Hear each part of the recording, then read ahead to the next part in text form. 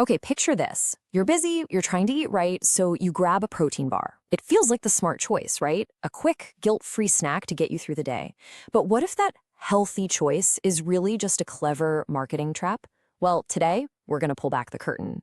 And that brings us to the big question, the one at the heart of this whole thing.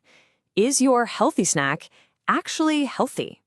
Come on, you've probably wondered this yourself. Well, today, we're not just going to wonder. We're going to get some answers. All right, first things first, we have to understand that what we're dealing with here is a really powerful and honestly a very deliberate marketing deception. It's specifically designed to make you feel good about buying something that deep down you might already be a little suspicious of. And the way they do it is so simple, but it's also kind of genius. See, the word protein has become this magic wand for marketers. They just splash it all over the front of the box because they know that for so many of us, that word is a mental shortcut. It immediately translates to healthy, good for me, and oh, this will keep me full. So there's actually a name for this whole strategy. It's called the protein trap. And it's exactly what it sounds like. It's a tactic where companies use the high protein content as a kind of smokescreen to distract you from what the product really is, which is often just highly processed junk food. And this really gets to the heart of the disconnect, doesn't it? On one hand, we're sold this promise of a healthy, energizing, guilt-free snack. But on the other hand, the reality? It's often just highly processed junk food. It's basically a candy bar in disguise. So, you might be wondering, how do they actually pull this off? How does the trap work? Well, it all starts with that big, bold claim you see right on the front of the package. I mean, you've seen this a million times, right? Some huge, exciting claim plastered on the box. Something like, power-packed with 20 grams of protein. It's meant to be the star of the show, the one thing they want you to focus on. But here's the catch. Because along with all that protein, you're usually getting a whole bunch of other stuff they don't advertise so loudly.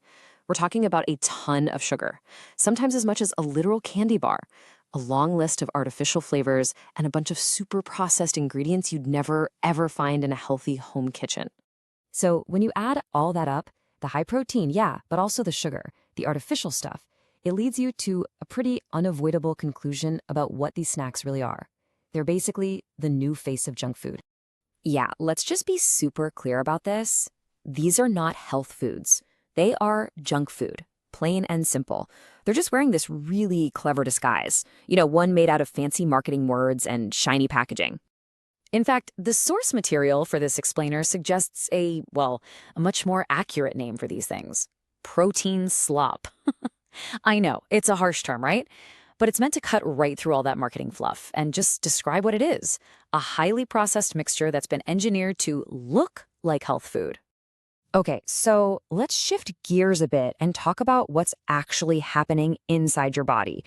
I mean, the marketing promises that these bars will crush your hunger, right? But is that what's really going on when you eat one? And this leads us to a really critical question. Do these snacks actually satisfy your hunger and keep you feeling full? Or, and this is the important part, could they be doing the exact opposite? Could they actually be making you crave more?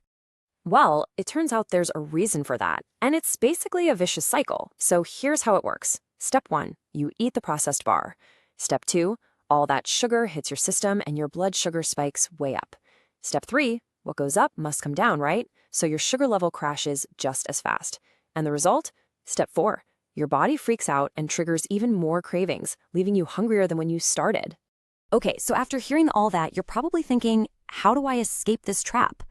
The good news is the answer is actually really simple, and it's all about empowering yourself to take back control by learning one simple skill: looking beyond the front of the label. Seriously, the solution is not complicated at all. The number one thing you can do is train yourself to just ignore the giant flashy claims on the front of the box. Instead, just flip it over. Read the ingredients list, look at the nutrition facts, because that's where the real story is. And that really just leaves us with one final, important question for you to think about. The next time you reach for a quick snack, now that you know all this, what are you going to look for? Are you going to believe the promise on the front, or are you going to look for the proof on the back?